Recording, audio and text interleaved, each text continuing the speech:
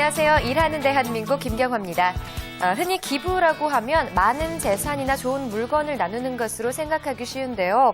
자신이 가진 능력과 잘 할 수 있는 일을 나누는 재능 기부가 점점 늘어나고 있다고 합니다.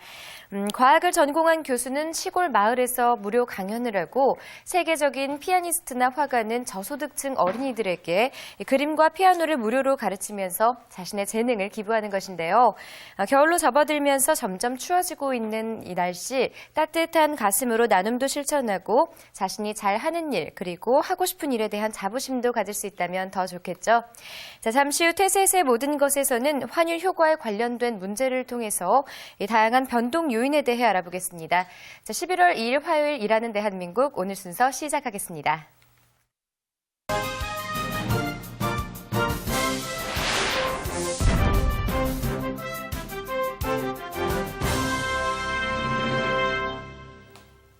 취업과 직장 생활에 관련된 흥미로운 조사 결과와 다양한 정보를 알아보는 취업포털 오늘 첫 번째 소식입니다.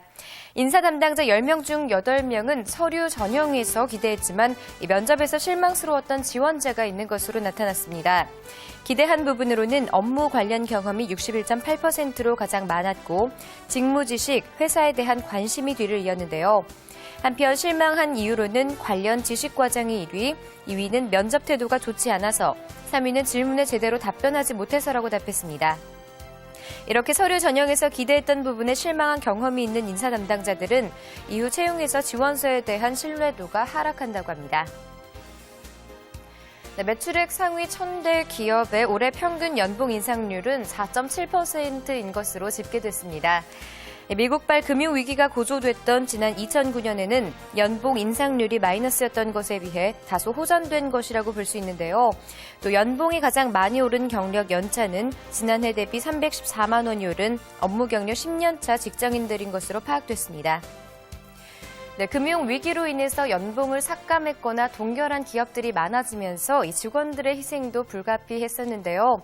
이런 위기를 함께 극복한 직원들에 대한 보상을 하는 마음에서라도 연봉 인상은 물론 복지 혜택 제공의 노력이 필요한 것 같습니다. 이상 취업포털 오늘이었습니다.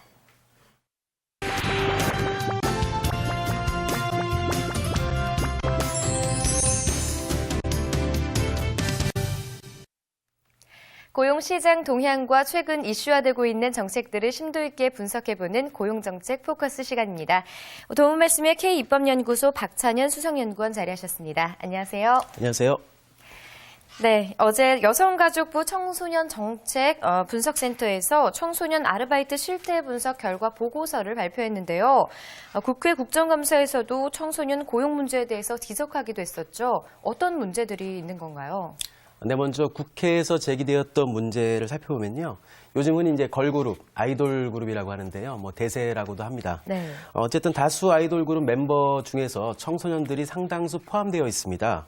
이들에게 근로기준법이 제대로 적용되고 있지 못하다. 이러한 문제 제기가 있었습니다.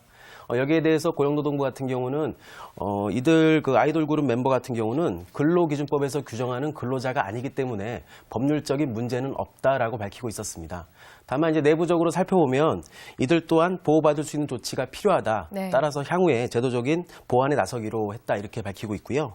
또 어제 여성가족부에서 밝힌 자료를 보면 아르바이트를 하는 청소년, 그러니까 10대 청소년 상당수가 최저임금을 받거나 폭언과 구타, 성희롱 등의 인권 침해에 시달리고 있다 이렇게 나와 있는데요. 고용정책 중에서도 연소자 보호정책이 중요하다고 보여지는 대목이다 이렇게 볼 수 있습니다. 구체적인 내용을 청소년 고용 문제에 함께 말씀드리도록 하겠습니다. 네, 자, 연소자 고용 문제, 즉 청소년이라고 하면 이 현재 법에서는 어떻게 규정하고 있는 건가요?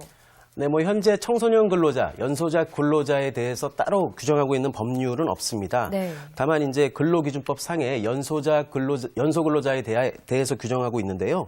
이 법에 따르면 연소 근로자라고 하면 취직 최저 연령이 현재 만 15세이기 때문에 원칙적으로는 만 15세부터 미성년인 만 18세까지의 근로자를 의미합니다.